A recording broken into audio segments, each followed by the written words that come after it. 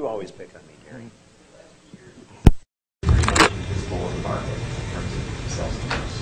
Why is now a good time for a new Azera? And Gary's point is true, if you heard the question. So Azera hasn't been a major player for us from a sales point of view. We actually ended production of Azera quite a while ago, and it had just been slowly selling down the inventory. The 2011 volumes that you saw for Azera were very, very light. That was part of our plan. It wasn't one of our focus models. We knew we had this one under development, and it just didn't make sense for us from a product lineup standpoint to spend much time with it. Also, it was the prior design DNA.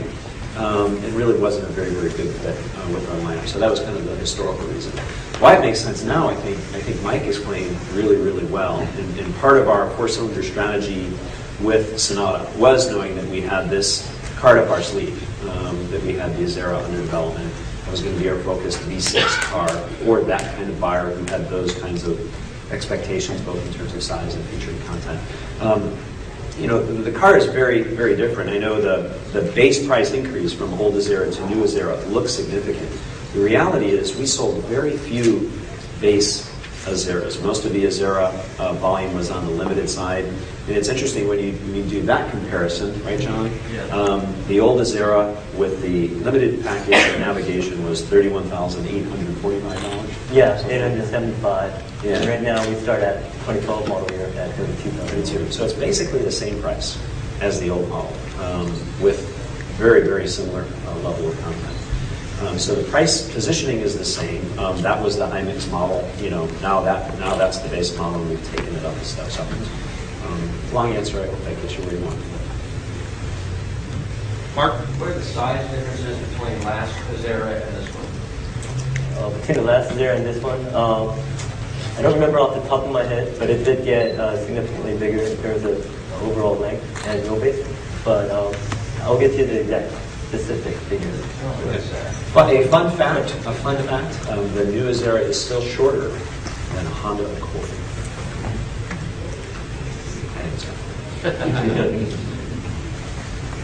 More questions?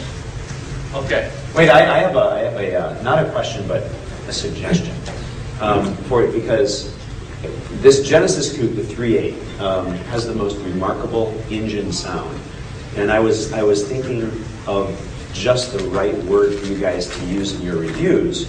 If you wanted to achieve a Dan Neal kind of Pulitzer Prize-winning writing style. So my suggestion is the word sonorous. Sonorous.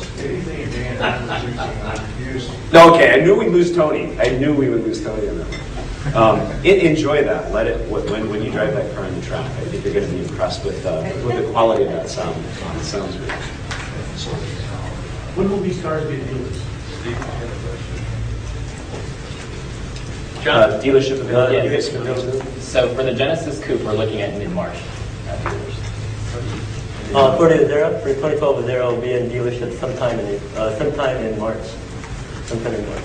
Pretty soon, Steve. Are these all electric steering or some The Azera is electric power steering. We call it motor-driven power steering. And on the Genesis Coupe, it's a hydraulic power steering. all of them? Yeah, all the models 2.0 and 3.0 are both hydraulic steering. There was a lot of stuff in that presentation, obviously. Is it all on this? Yes. Every slide. All these specifications and details and Everything. Every slide, Tony.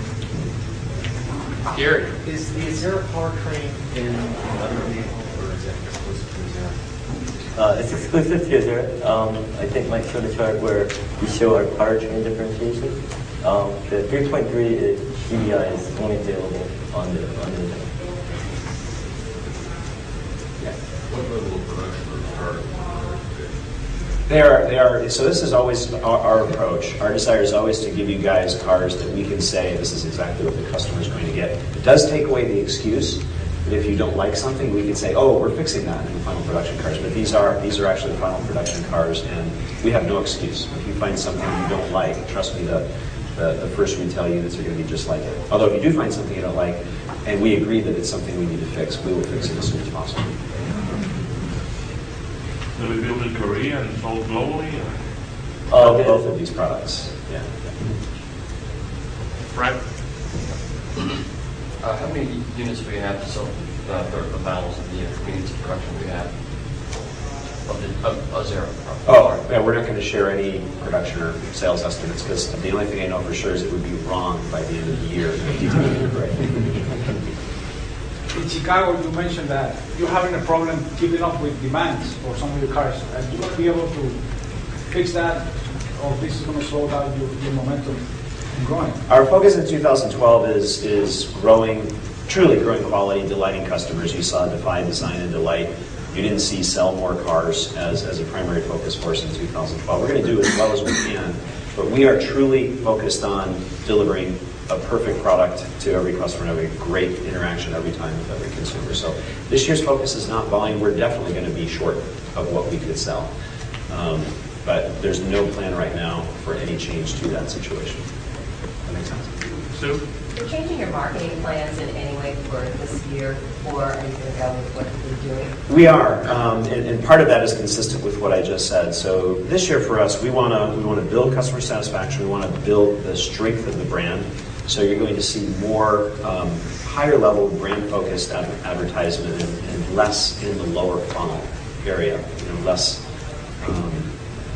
Come to our store and buy this car. It's on sale now. And you'll see some of that actually with the Azera campaign, which is launching with the Academy Awards. We're the exclusive automotive sponsor at the Academy Awards. We'll have 8 spots, 4 of which will be Azera, 2 of which will be customized for the Academy Awards audience. We're having some fun with that. More questions? You guys want to drive the cars? Yeah. Okay.